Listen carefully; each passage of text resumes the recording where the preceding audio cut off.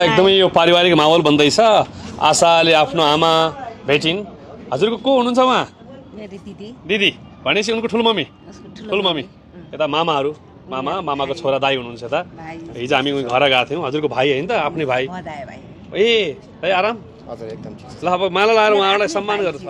हजुरको आफ्नै भाइ उता भदा मैले चिनिसकेँ। तपाईँले भन्दा पहिला चिनिसकेँ मैले सबै। पहिला सुरुमा चाहिँ सर मार्फत चाहिँ यहाँ जहाँसम्म अब मेरो फ्यामिली एउटा मेरो भान्जी उपस्थिति गरेर भेटघाट भयो। उहाँको लागि धेरै धेरै धन्यवाद र म सरलाई पहिला सुरुमा चाहिँ केही स्वागत गर्न हस् चाहन्छु। धन्यवाद छ, धन्यवाद है। यता अब मेरो भान्जी यत्रो 18 वर्ष पछाडि भेटघाट भएको अहिले धेरै खुसी लागेको छ। मेरो जुन दिदी हुनुहुन्छ उहाँ पनि अब लामो समयदेखि एकदम धेरै सम्झना, उहाँ पटकै पछि सम्झना गर्नुहुन्थ्यो। अहिले यो बेलामा चाहिँ धेरै अब भनौँ न म मनदेखि नै उहाँ खुसी गरेर आउनु भएको छ आफ्नो परिवार भेट्दाखेरि। र मेरो भान्जीलाई पनि म स्वागत गर्छु। कति राम्रो पल आलीपिटीको उताबाट पछाडिबाट फेरि यहाँ धेरैजना हुनुहुन्छ है उहाँहरू। मेरो तर्फबाट पनि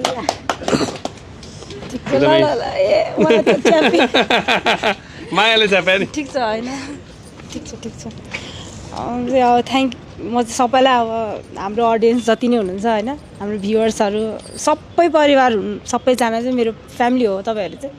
अनि म सबैलाई धन्यवाद भन्छु। अनि एउटा रिक्वेस्ट चाहिँ गर्छु कि मेरो मम्मी चाहिँ जुन कन्डिसनमा हुनुहुन्थ्यो, जुन सिचुएसनमा हुनुहुन्थ्यो, त्यो कुरालाई मैले ब्लेम गर्न चाहन्न। जुन सिचुएसनमा हुनुहुन्थ्यो उहाँले आफ्नै हुन्छ नि मलाई मेरो मायाले गर्दाखेरि मलाई छोडेर जानुभएको पनि हुनसक्छ। त्यो कुराले चाहिँ अब हजुरहरू केही पनि त्यस्तो नेगेटिभहरू चाहिँ नलिदिनु होला। प्लिज बी पोजिटिभ होइन। हामी सबैजना पोजिटिभ भएरै हामी गाउँसम्म गएर हाम्रो मामाहरूलाई भेटेर आयौँ हिजो। अनि once again I am very thankful towards you होइन। म एकदमै थ्याङ्क यू भन्छु हजुरलाई अनि हाम्रो पुरा टिमलाई हामीसँग जो जुडिनु भयो। अनि त्यो एकदमै म चाहिँ एकदमै थ्याङ्कफुल छु। I am so happy. म त कस्तो इम्पोसिबल फिल गर्थेँ कि लाइक इट्स इम्पोसिबल, अब त कोही पनि छैन जस्तो हुन्थ्यो क्या मलाई। अनि अब फ्यामिली भेटिन्न भन्ने त्यस्तो मलाई फिल हुन्थ्यो। तर कतै न कतै हुनुहुन्छ भन्ने चाहिँ फेरि त्यो अर्को पनि फिलिङ्स थियो कि होइन। मैले अलरेडी भने पहिलाकै भिडियोहरूमा पनि भनेको छु, मलाई चाहिँ जहिले पनि म सपना धेरै देख्दिनँ होइन, सपना थोरै देख्छु। जहिले पनि प्रायः सपनाहरूमा चाहिँ मैले त्यही गाउँको भ्युजहरू होइन, त्यो आफ्नो घरको माहौल त्यही कुराहरू मात्रै याद गर्थेँ कि मलाई त्यसले एकदमै खड्किन्थ्यो कि मनमा एकदमै तड्किन्थ्यो कि सोच्नु सक्दिनँ कि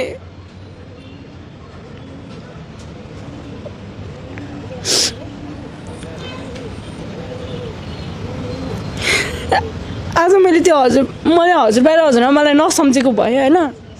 मलाई त्यति पनि याद नभएको भए म यहाँसम्म फ्यामिली खोज्दै हिँड्थिनँ होला कि। बुवा आमाको यादले है? बुवा आमा त मलाई मम्मी ड्याडीको त कहिले यादै भएन, किनभने मैले त फेसै देखेको छैन अहिलेसम्म। मलाई त्यो कुराहरू यादै थिएन।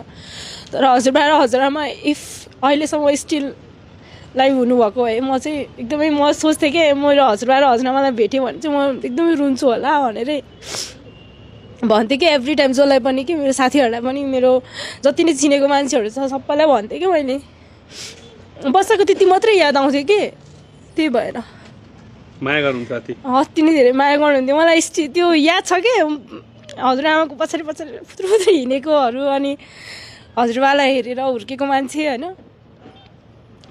18-19 वर्ष आश्रममा बित्यो। हजुर 10 क्लाससम्म त मलाई त्यो फिलै हुन दिनु भएन हस्टेलमा हुँदाखेरि। तर पनि याद त हुन्थ्यो। त्यो कुरालाई बिर्सिनको लागि मैले कति धेरै कुराहरू अब हुन्छ नि आफू एग्रेसिभ हुने एकदमै रिसालु मान्छे हो कि म चाहिँ एकदमै एग्रेसिभ हुने। त्यही भएर पनि मेरो बोली हल्का रुड छ भन्नुहुन्छ हाम्रो अडियन्सहरूले। अब कमेन्ट हेरिरहेको हुन्छ तर मन सफा छ, उसको मन सफा छ। आज आमाको कमजोरी भन्दा पनि आमाको बाध्यता थियो होला, म आमालाई कसरी गाली नगरिदिनु होला भनेर उसले आफैले रिक्वेस्ट गरिराखेको छ। सायद बुझ्ने छोरी, समाजको एउटा शिक्षित छोरी जसले एउटा लक्की पनि हो। मैले बारम्बार भने चाहिँ यस्तो लक्की मैले धेरै बच्चा बच्ची भेटेँ, कयौँ अल्पत्रहरूलाई भेटेँ, कयौँ होमलेसलाई भेटेँ, कयौँ आश्रममा बस्नेहरूलाई भेटेँ। सायद धेरै धेरै फरकका बच्चाहरू हुन्छन् तर कतिले पढ्न पाउँदैनन्। आश्रममै बसे पनि +2 भन्दा पढ्न नपाएका कयौँ छन्। अस्ति मात्रै हाम्रो घटना हामीसँग आएका 2टा भाइ बहिनी +2 भन्दा पढ्नै पाएनन्। पढाइमा ट्यालेन्ट तर डकुमेन्ट नभएर पढ्नै पाएनन्। सायद त्यो सन्दर्भमा ऊ आफै 6 वर्ष अदालत धाएर बयान दिएर आश्रमको सपोर्ट सबै लिएर डकुमेन्ट बनाउन सफल भएको छ। सायद उसले आफ्नो नागरिकतामा चाहिँ बुवा आमाको नाम छैन, पितृत्वको ठेगाना कोही पनि नभएको भनेर बनाएको छ उसले। बेवारिसी बच्चा अब एउटा सडकमा भेटिएको बच्चा हो, लामो समय आश्रममा बसेको हिसाबले उसले बनाएको हो। तर अब आमा भेटिनु हो, बुवा त हुनु त रहन्छ होइन। बुवाको त याद पनि भएन सानोमा तिमीलाई। अब आमा त कहिले कहिले भेट्या, हजुरबा हजुरआमा चाहिँ स्टिल अहिले पनि उसले धेरै सम्झिने आफ्नो हजुरबा हजुरआमालाई भेट्न पाउँदा कस्तो हुन्थ्यो होला भनेर मलाई सेयर गरिरहेको हुन्थ्यो बाटोमा बहिनीले। त्यस खुसी लाग्यो। दिदी अब विगतलाई बिर्सिएर तपाईँहरूको एउटा पारिवारिक सम्बन्ध अघि बढोस्। तिहार आएको छ, अब एकदमै तपाईँहरूको यो दीपावली रङ्गीन बनोस्। तपाईँको पनि त पहिलाको परिवार त्यस्तै भयो, दोस्रो परिवार श्रीमान कता हुनुहुन्छ त्यस्तै अवस्थामा हुनुहुन्छ, ठिक छ। तर यो भगवान्को कृपा अब तपाईँको लागि सब चिज छोरी आएको छ। यो दीपावलीको क्षणमा लक्ष्मी पूजाको अब नजिक छ। अब हजुरको घरमा आफ्नो लक्ष्मी आयो। 18-19 वर्षपछि आफूले जन्माएको लक्ष्मी फर्कियो। सायद तपाईँलाई थाहा थिएन, न लास न सास केही पनि थाहा थिएन, जिउँदो छ या बाँच्या छ केही पनि थाहा थिएन। सायद अहिले जिउँदै आफ्नो सन्तान यस्तो सानो बच्ची 3-4 वर्षको बच्ची आज यत्रो भएर आयो। यो भगवान्ले पठाइदिएको उपहार हो। यो उपहारलाई जोगाउनु होला, यो उपहारलाई प्रेम गर्नु होला, यो उपहारलाई हरेक दिन त्यो पुरानो दिन बिर्साउने बनाउनु होला। आमाले चाह्यो भने त सक्छ, फेरि आमा त शक्ति हो। त्यस कारणले उसले हजुरलाई कसरी सम्मान गरेको छ आज, त्यो सम्मान तपाईँले पुरा गर्नुपर्छ है। एकदम केही भन्नुहुन्छ? धेरैजनाले चासो राख्नुभयो, आउनुभयो, अरू पनि परिवार आएका छन्। फेरि मलाई कस्तो कन्फ्युज भएको छ भने केही परिवारले होइन त्यहाँ सोधिरहनु भएको छ धेरै।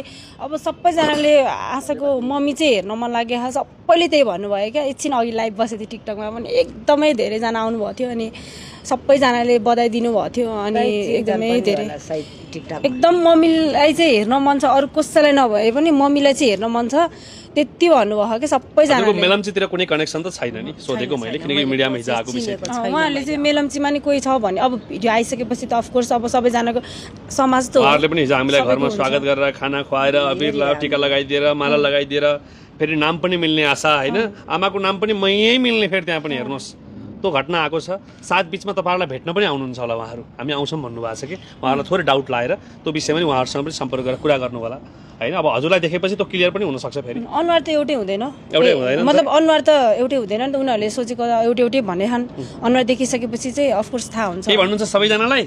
अब सबैजनालाई भन्दा पनि पहिला सुरुमा हजुरलाई चाहिँ धन्यवाद दिन चाहन्छु।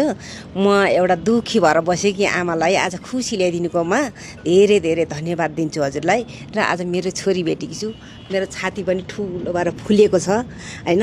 आज म धेरै गर्व लागेको छु मलाई। तर मलाई साहस 8 दिनी पनि मसँग एकजना साथी हुनुहुन्छ, उहाँले मलाई धेरै साथ दिनुभयो हिजो। हेर्नुहोस् मसँग साथी छ, तर उहाँको म नाम कहिले बताउँदिनँ। धन्यवाद दिनुहोस् उहाँलाई मनैदेखि धेरै धेरै धेरै उहाँले अहिले युट्युबमा हेरिरहनु भएको होला। उहाँलाई रातभरि पनि निन्द्रा लागेन। म यति भन्छु कि उहाँको म नाम सामु केही भन्दिनँ। उहाँलाई पनि धेरै धेरै धन्यवाद। म मर्न र बाँच्नको मृत्युको मुखमा पुग्न लागिसकेकी मान्छे हो म। जब मैले यो खबर सुने, जब मलाई यो डाह र छटपट्टि भएर म दिन रात म कति रोएँ, हप्तासम्म नै म रोइछु। आजसम्म म रोइरहेकै छु नि त। तर उहाँले मलाई यति साथ दिनुभयो कि म त्यहाँबाट म आज यहाँसम्म म आउन म सफल त भएँ। न म आज यहाँ पनि आउने थिइनँ होला, सायद म सक्नु थिइनँ। दिदी हो, केही फरक पर्दैन, आउनु न, खुसी हो नि। यो मेरो दिदी हो, आफ्नै दिदी, तर आफ्नै मेरो एउटै लाग्छ।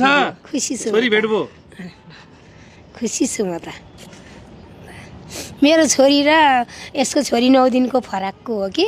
9 दिनको कान्छी मेरो छोरी, 9 दिनको जेठी उसको छोरी हो, आशा दिदी हो कि। अनि सँगसँगै हो उसको छोरी। मेरो छोरी पनि बिहा स्या गरेको छैन, केही अहिले पढेर बाहिर गएको छ। ल एकदमै बधाई छ तिमीलाई पनि। मैले लागेको यो खाजा नै दिन्छु, राम्रो गर्नु बहिनी। एकदमै तिमीसँग भेट्न पाइयो। अब यो छोरी म मम्मीसँगै बस्छु भने म खुसी साथले लान्छु। राख्नु पर्यो। के गर्छौ त अब?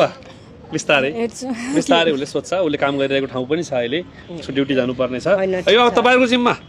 मेरो जिम्मा मेरो छोरी हो नि त, अब जे भए पनि। अनि म चाहिँ अब लास्टमा चाहिँ भन्न चाहन्छु, अहिले छोरी आई म धेरै खुसी छु। म कसैसँग त्यस्तो उ गर्ने छैन। अब त मैले गरेको पनि छैन। गर्ने भएदेखि यी मैले यस्तो 2टा छोराहरू यत्र बनाएर राख्ने थिइनँ होला।